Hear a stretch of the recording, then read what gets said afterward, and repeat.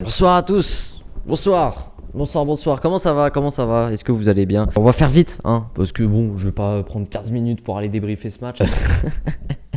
On va essayer d'aller un peu vite, je vous avoue. De toute façon, évidemment, il n'y a pas énormément de choses à dire sur ce match, si ce n'est les 3 points qui sont importants. Voilà, victoire 1-0 du FC Barcelone ce soir. La première victoire du Barça en Ligue des Champions, wouhou, sur cette saison 2021-2022 face au Dynamo de Kiev au Camp Nou. But de Gérard Piqué à la 36e minute. Un match insipide, un match avec un Barça qui joue le pied levé, qui joue au trot en fait, et encore au trot, je suis quand même assez gentil, qui joue en marchant, qui est un Barça qui est inoffensif, ennuyant, qui ne propose rien, le contenu il a été scandaleux ce soir. Il y a eu quelques phases où voilà, on a vu quelques beaux petits trucs, ça a été très rare, ça a été un petit peu mieux au tout début de la seconde période avec l'entrée de Fati, notamment parce qu'on a eu quelques combinaisons entre Fati et Depay, on voit qu'ils commencent à trouver leur marque, qu'ils commencent à s'entendre sur le terrain. Mais à part ça, il n'y a vraiment rien à retirer de ce match. Dites-moi, hein, mais moi personnellement, je ne retire rien de ce match. Voilà, on a eu un Barça qui a affronté en plus une équipe du Dynamo de Kiev qui a eu un manque d'ambition flagrant, voilà, qui n'a rien proposé non plus, qui n'a même pas essayé de jouer en contre. En fait, quand ils avaient le ballon, ils faisaient rien du tout, le Dynamo de Kiev, même quand ils perdaient 1-0. Donc tu te retrouves avec une équipe qui n'a pas envie de jouer, le Dynamo de Kiev, et une équipe qui ne sait pas comment jouer, le FC Barcelone, une équipe qui ne trouve pas les espaces. Enfin, le Barça arrivait à s'en créer des espaces. Voilà, on va essayer de retirer ça de positif, on va dire au-delà de la victoire et des 3 points. C'est que le Barça a quand même réussi, j'ai trouvé, à créer des espaces parce qu'en fait, encore une fois, vu que le Barça maintenant a enfin trouvé comment jouer avec des ailiers, vu qu'on a un Sergio Dest qui joue ailier en première mi-temps, hein, je parle, t'avais un Barça qui a tiré énormément le bloc qui était très compact évidemment du Dynamo de Kiev dans l'axe et ça créait des espaces sur les côtés. Le problème c'est que c'est une tactique qui s'est très vite essoufflée parce que le Barça a surtout réussi à faire des différences sur le côté gauche avec un Jordi Alba qui montait énormément et un Memphis Depay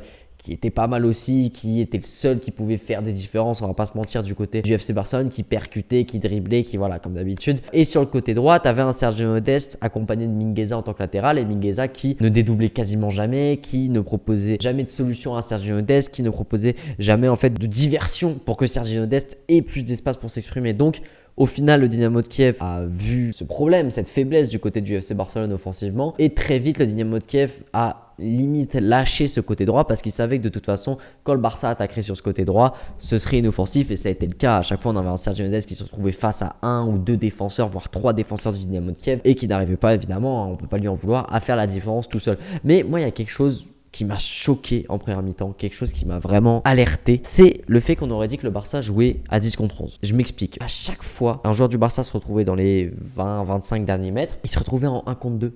Il se retrouvait avec 2 joueurs du Dynamo de Kiev devant lui. Comment c'est possible? C'est un problème d'animation, c'est un problème de système, c'est un problème tactique, c'est aussi un problème de volonté parce que du coup, si il se passe ça, c'est parce que il n'y a personne qui propose quelque chose au porteur de balle. C'est que tactiquement, ça n'a pas été étudié par Ronald Koeman. En fait, on a l'impression, depuis le début de saison, à part sur certains matchs, notamment le Levante, la Real Sociedad Valence, que c'est une équipe qui a arrêté de travailler. Là où l'année dernière, il y avait beaucoup de critiques qu'on pouvait faire, que ce soit sur les joueurs ou sur Ronald Koeman, il y avait une sensation d'effectif qui progressait et qui travaillait. Là, moi, j'ai la sensation d'un effectif qui a lâché son entraîneur, d'un entraîneur qui a lâché aussi son effectif et d'un ensemble qui ne travaille plus. L'entraîneur ne réfléchit plus à son animation, les joueurs ne travaillent plus à l'entraînement du coup. C'est assez bizarre parce qu'il y a quand même certains matchs où ça s'est révélé, il y a quand même certaines phases où on voit des belles choses. Voilà, à Valence dimanche dernier, on a eu des moments dans le match qui ont été très bons, mais là, on a l'impression qu'il n'y a plus aucun travail, on a l'impression qu'ils ont complètement lâché. Et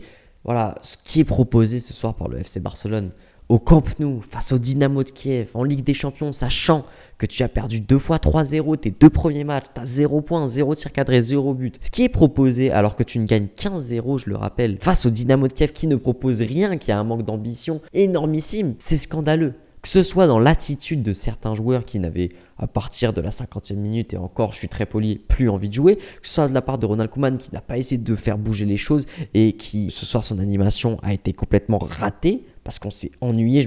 Bon, je vais pas dire que je me suis rarement autant ennuyé parce que des purges comme ça depuis 4-5 ans, depuis l'arrivée d'Ernesto Valverde, on en a eu, mais ça a été quand même un assez grand ennui. Ça a été pas pire que le Slavia Prague à l'époque de Valverde, mais on est vraiment pas loin et c'est scandaleux et il y a aucune excuse, que ce soit pour certains joueurs ou que ce soit pour Ronald Koeman. Voilà, le milieu de terrain aujourd'hui a aussi été très mauvais. Bon, Gavi, on va pas trop en faire, on va pas trop critiquer Gavi. Voilà, il a 17 ans et c'est ce que je vous dis souvent, les gars et les filles. D'ailleurs, j'ai eu un reproche, donc voilà, les gars et les filles, c'est que on peut pas demander à ces petits jeunes-là d'avoir une régularité absolue et de performer de match en match et de relever le club là, aujourd'hui, maintenant, tout de suite. Il faut être patient avec ce genre de joueurs-là. Donc voilà, Gavi, on va pas trop lui en vouloir. Frenkie de Jong, qui est depuis le début de saison dans une passe compliquée, mais on sent qu'il en peut plus, il en a marre parce que l'année dernière, il était au four et au moulin, il faisait absolument tout. Et là, on sent qu'il y a de la fatigue physique, mais aussi de la fatigue mentale pour Frenkie de Jong. Et c'est compréhensible. Et il va vraiment falloir que ce soit Ronald Koeman ou l'entraîneur qui arrive, s'il y a un entraîneur qui arrive bientôt, voilà, on verra. Il va falloir redonner du poil de la bête à cet effectif. Il faut faire en fait très attention parce que là, l'exemple de Frenkie de Jong me frappe, le voir comme ça me fait beaucoup de peine.